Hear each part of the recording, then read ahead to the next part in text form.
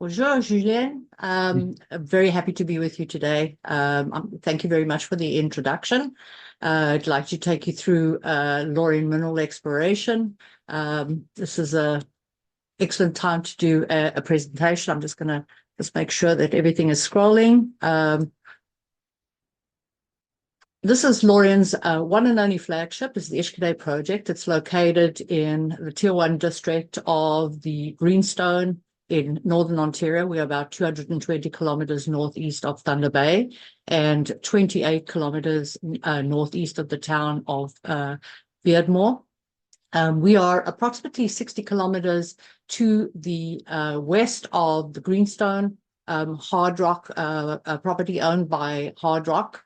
Hold on to this thought because this is very important in talking about this particular jurisdiction. Laurion hosts approximately 57 square hectares of claims and leases. The leases are 21-year leases. They are renewable in 2037, 38, 39. We're surrounded by a number of other claims. We've worked over these claims significantly over the past couple of years, and we've banked around $11.8 million in assessment credit. So just focusing on the leases, which is the area where we are currently focused on, this is approximately a 6-kilometer strike across the area. We originally started with 635 hectares when we acquired this project, following a lot of the mineralized trends to the northeast and to the north of the project, acquiring claims and leases as we proceeded. So as of 2022, we acquired our last a bunch of leases, which was the Twin Falls leases, all of which have provided a lot of prospectivity in the area. The Ishkade is located, and I just want to take a little bit about into the infrastructure. So the advantages of this area is significant. Apart from being in a Tier 1 jurisdiction, we've always had significant success in being able to acquire all of our permits to operate in the area very early. We are in the area close to 3 First Nations, of which we enjoy a really good relationship. We've completed our MOUs and exploration agreements with the First Nations. These are in place. Highway 11 connects the project to Ontario and down to Timmins and to Toronto. So we're on a significant highway, very easy access to the property. And this is very important in terms of infrastructure. We're just approximately 8 kilometers up off Highway 11, the 807 into the property. The 807 is kept very well graded throughout the year and provides access to CN Railway and the logging industry. And as a result of that, we enjoy 24/7 access to the exploration throughout the property. So we own a number of houses in the Beardmore area. So our team enjoys a great environment in the Beardmore with a significant core logging facility. Just going to give you a little bit more about the infrastructure because this is really important to the cost of exploration and will also signify better costs in the future as we work towards our development and future production. So again, all season access. The grid power comes from Highway 11 to the south. We are also just a little to the east of 2 hydro dams, which is the Namawamikan Falls and the High River Falls and Twin Falls. We have abundant water supply on the property and a very strong regional workforce, which we access from locally from our First Nations in the area and from Thunder Bay. One of the advantages again of the lower cost is that it's our drill costs are roughly about $350 a meter, which is very excellent, at this time. We also have really good on-site facilities for easy access throughout the property. So what I wanted to point out We have a dual mineralization on the Ishkade property. So the hard rock property, as I mentioned, to the east of us, and this region operated previously as a greenstone camp, had produced 2.1 million ounces from I think there was about 9 mines in that area. This is the main structure in this area. This is the Paint Lake. Oh, I beg your pardon about that. Sorry, just get that back. This is the main structure going to the north and west of us. This is the Paint Lake Fault. And from this, a lot of our structures emanate into the property. So these are orogenic structures. So it's very similar to the hard rock property where they harnessed a number of these historic producers. We have the Sturgeon River Mine and the Brennbaum Mine, which were historic operators. Just to the east of the 801, coincidentally, we have dual mineralization on the property. This is we see mostly base metals like gold, copper, zinc, and silver.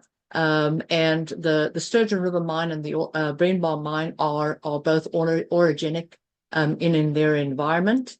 I'm just going to show you one of the LiDAR. This gives you some insight into the project. We have a significant amount of outcrop, and thus our access to mineralization and visibility of the mineralization in surface is very, very evident. We've spent many years stripping and trenching across the property. Again, the focus being on the 6 kilometers of this project, trying to understand the mineralization of this particular area. The Sturgeon River Mine operated between 1936 and 1942.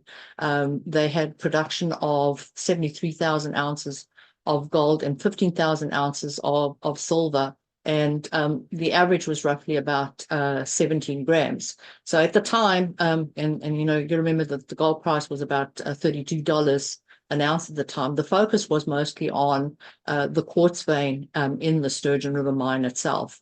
And they sunk the shaft down. They followed the main quartz vein down to the 640-meter level. And roughly about the 1,000-foot level, I think they encountered a lot more additional veins coming into the shaft. So those veins were northeast, southwest veins, whereas the Sturgeon River Mine vein is a north-south vein. And I'm going to tell you a bit more about the importance of the geology in that area.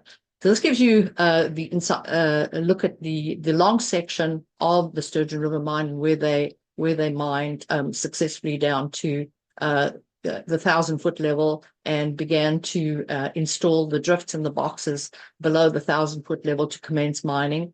And of course, the war years ensued, and everybody went off to support the war effort. So as you can see from the shaft, there's a slight rotation in the shaft, roughly about the 1,000-foot level. And as you can see, these are where these new quartz veins come into the shaft. Which seems to be very, very typical of the Sturgeon River Mine. As you go to depth, you see a lot of these blind quartz veins. During the operations, you know, they threw a lot of the host rock onto the surface stockpile, generated this very significant stockpile, and in 2010, Laurion evaluated the surface stockpile with bucket loads of samples, which were graded according to different sizes, and the surface stockpile indicated there was about 144,000 tons of material on the stockpile itself, and you know, that ran at roughly about 1.59, and then the tailings pile in the background that ran at roughly about 0.67 grams a ton. And as a combination, we're looking at something that is historically very beneficial today as an asset. So as a result of the stockpile and the work that we've completed on the stockpiles, we have an opportunity to commence some early production from the stockpile. So this is the 801, as I said, easy access from the 801. and down to the Highway 11. So are looking at permitting this particular area. We're now in our 4th year of permitting on this particular lease, with the opportunity of considering to process the surface stockpile and the tailings pile. This is the surface stockpile, as you can see. It's a very significant stockpile. In our first survey of this area, it kind of had revealed about 144,000 tons.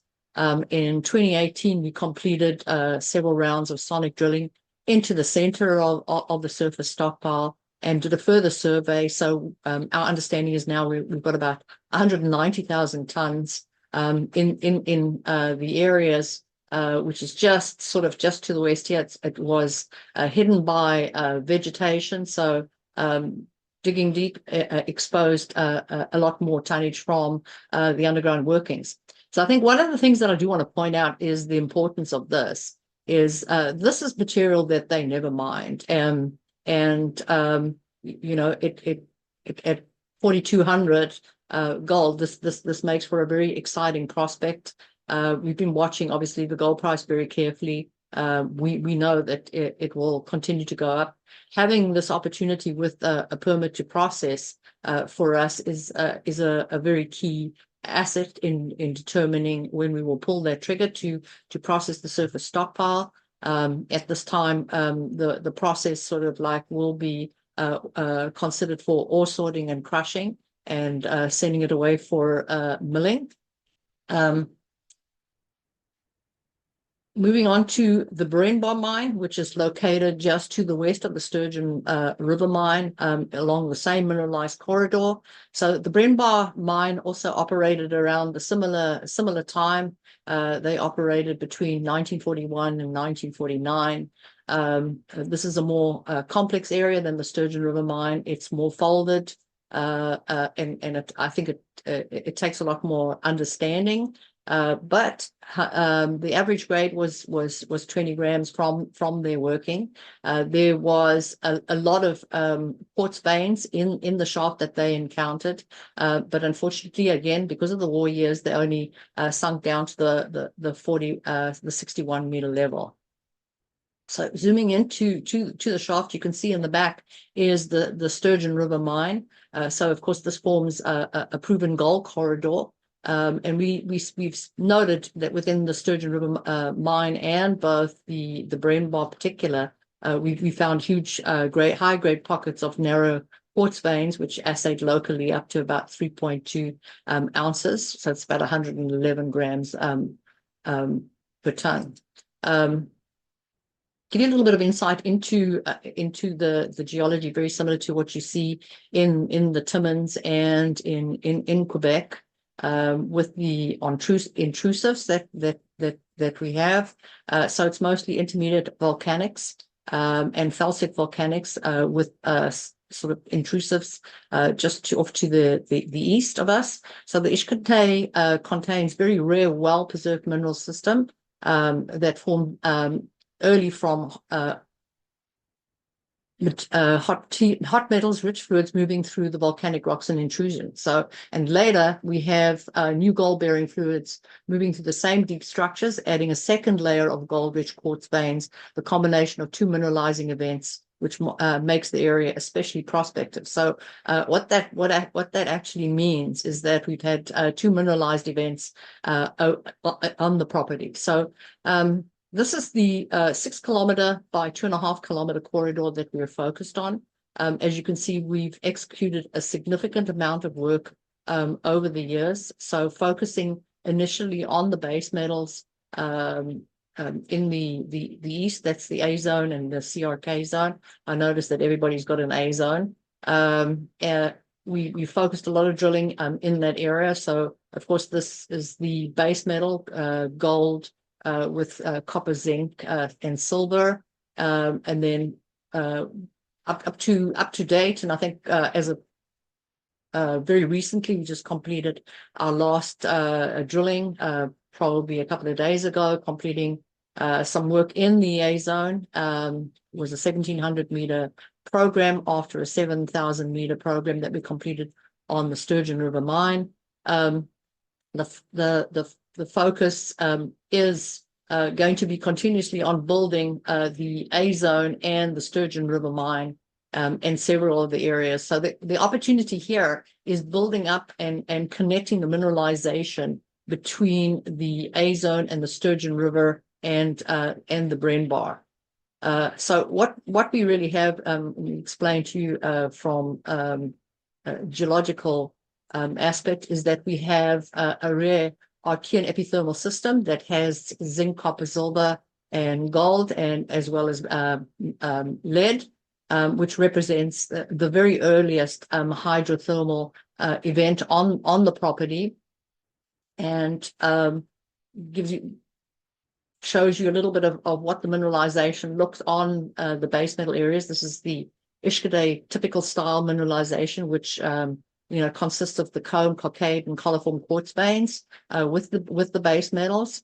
And this is the epithermal intrusive center. So this eastern intrusive center, Laurion has drilled very well and has confirmed a very well-preserved early mineralizing system where hot fluids sort of was created through stockwood-rich veins in all of the base metals. And this epithermal mineralization is the foundation of actually the A zone, the CRK, and the McLeod zone. These are the grade shells. So drilling has demonstrated that the A zone, the CRK, and McLeod, they're all linked. So these zones are all connected and follow through through the 6 kilometers. So our objective again, as we're working on to demonstrate that we can connect each of these zones, which we successfully have over the A zone and CRK.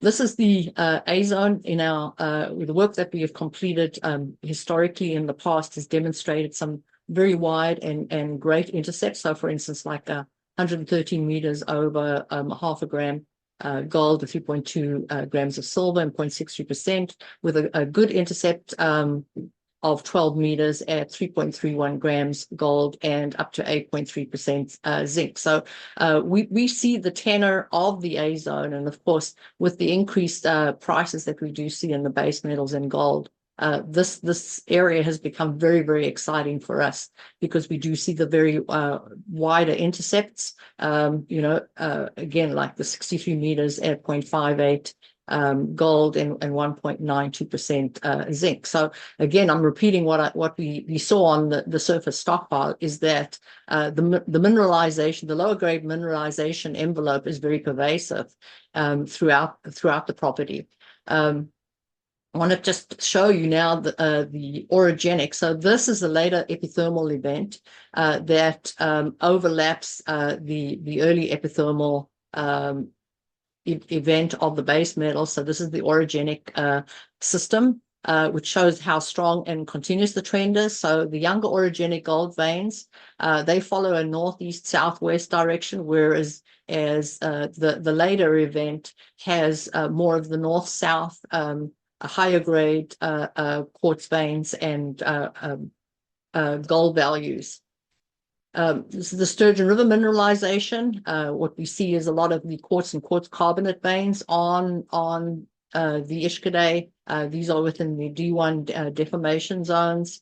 These are very high grade laminated quartz veins, and we see some very, very good grades in this area.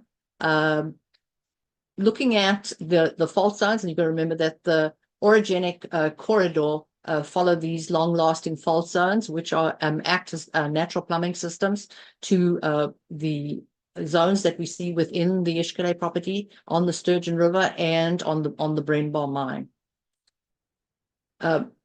The Sturgeon River mine on its own is a very strong system. This extends approximately 1.8 kilometers to the north. So we have been working significantly over the last couple of years in developing the strike and the depth of this trend. So we know at this time there's about 9 mineralized systems and zones in this area. So it's roughly about 1.8 kilometers long.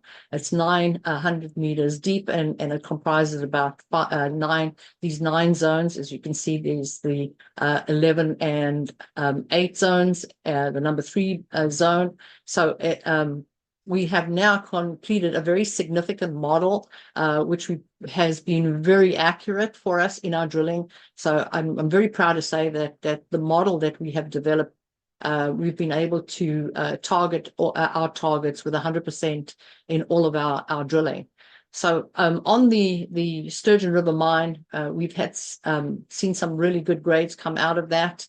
For instance, like 2332, we've seen 3.5 meters at 29 grams, including half a meter, so 0.55 at 186.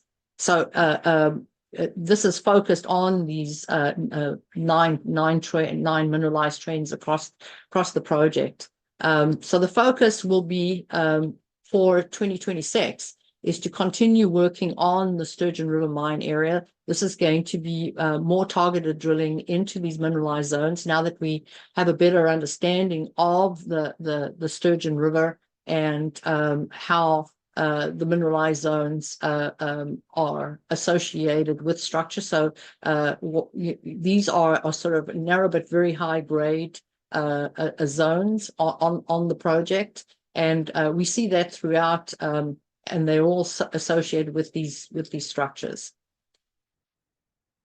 Again, just showing you a little bit more of the number 3 mine, plus all of the associated vein structures that are with at the Sturgeon River on the different levels. I'm going to take a little bit into the corporate snapshot. So I have been with the company since 2002.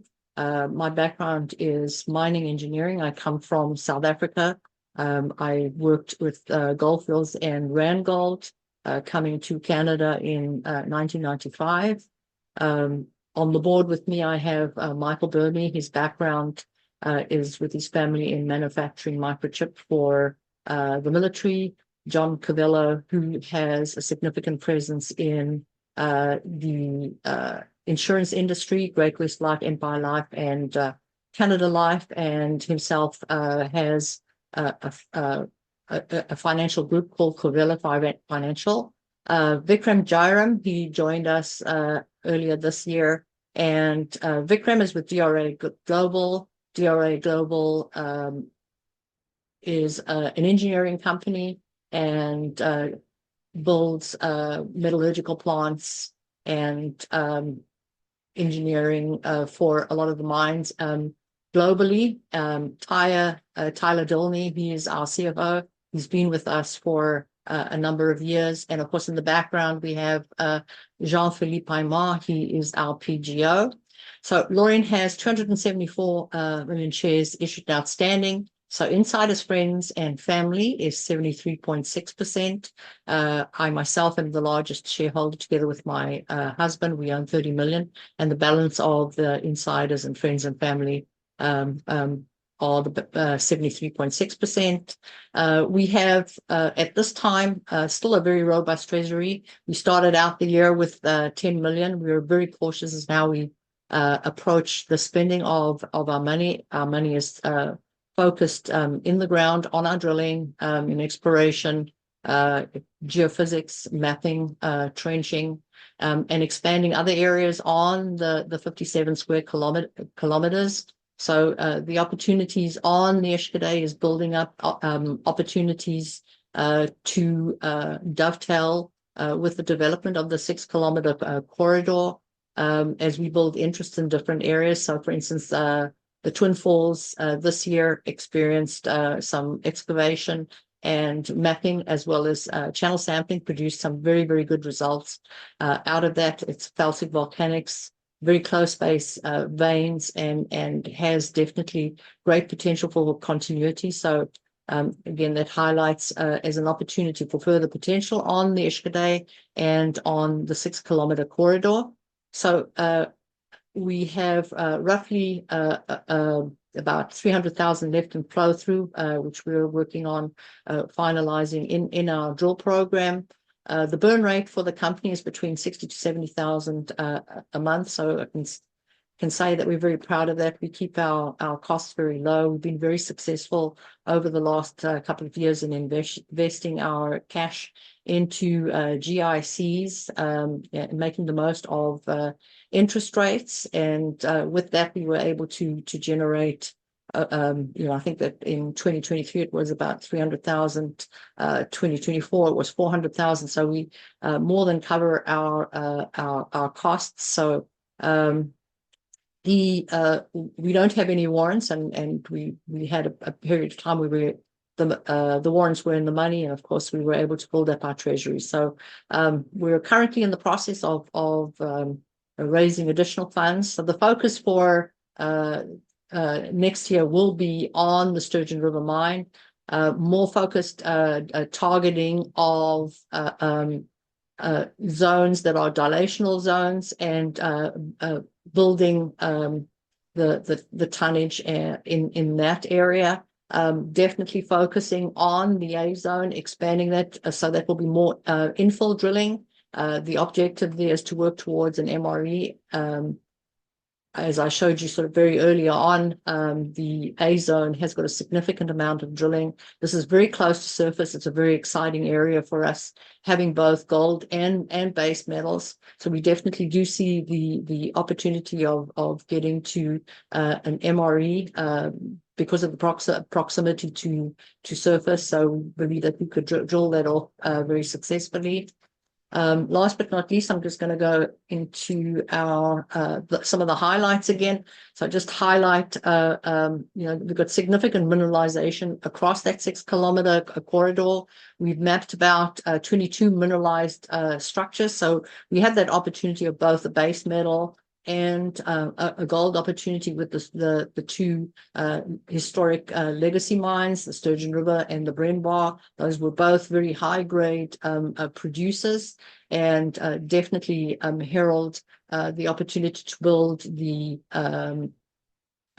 potential in that area. We have the access to the surface stockpiles.